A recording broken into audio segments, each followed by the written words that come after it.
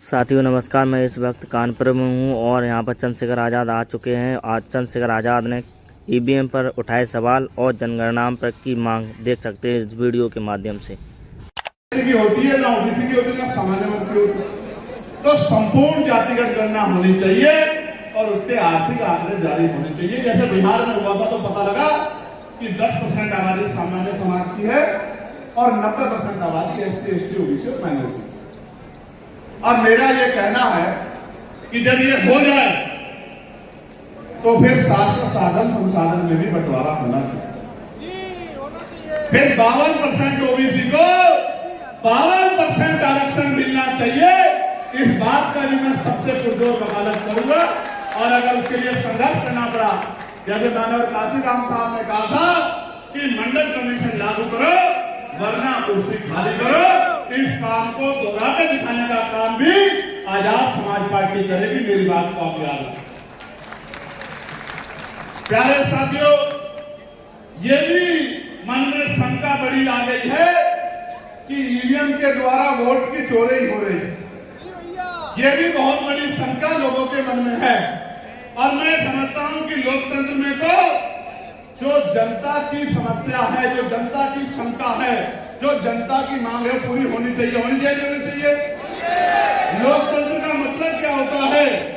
लोकतंत्र का मतलब होता है जनता द्वारा जनता का शासन, यानी कि जनता अपने लिए प्रशासक नियुक्त करती है कि हमारी काम धाम की रखवाली कौन करे।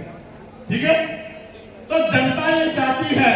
आप भी आज बता दो, बैलेट से चुनाव होना चाहिए या ईवीएम से? ईवीएम से कह रहे हो क्या?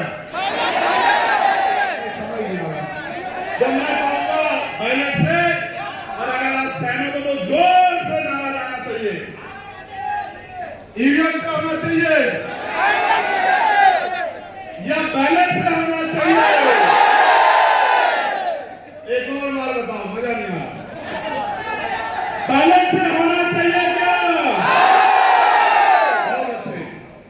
तो जनता की मांग को प्रमुखता से रखना हमारी जिम्मेदारी है, इसलिए बैलेट से चुनाव होना चाहिए। हमें इस ओर पर ध्यान देना चाहिए। जबकि मैं तो ईवीएम से जीत के आया हूं यहां, लेकिन जो लोग मेरे चुनाव में गए हैं वो जानते हैं कि डंडा लेके रखवाली की है हमारे लोगों ने 6 महीने, जब तक रिजल्ट नहीं आया है। 24 घंटे मशीन सो जाती थी, भीम आर्मी आजाद समाज पार्टी का नौजवान नहीं सोता था। इस तरह से जो है काउंटिंग करा के जीता, और अंतर भी छोटा मोटा नहीं है। 1.5 लाख से ज्यादा वोट से जीते। कितने वोट से? ये आपकी मेहनत। मैं कानपुर मंडल के साथियों का भी धन्यवाद दूंगा। जब मैं वो चुनाव लड़ रहा था, आपने अपनी मेहनत की कमाई के पैसे जुटा के यहां से भेजे।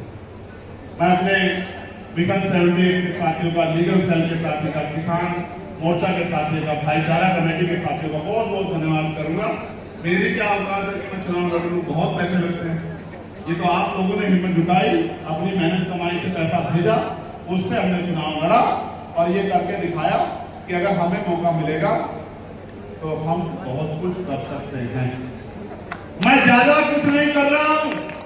मैं देश में अपने महान पुरुषों के आंदोलन को आगे बढ़ाने का काम कर रहा हूं। जिस आंदोलन को राष्ट्रपिता ज्योतिबा फुले ने चलाया, उनके बाद छत्रपति साहू जी महाराज ने चलाया। उन्होंने 50% लिया था, मैं 52 की बात कर रहा हूं। दो भाई बताओ, 60-70 साल में, ये तो समझो 1902 की बात है। 123 साल बाद अगर मैं 2% और आगे बढ़ा रहा हूं तो कौन सा बड़ा काम कर रहा हूं? आप बताओ। बढ़ना तो 60% चाहिए था। आपको याद है ना,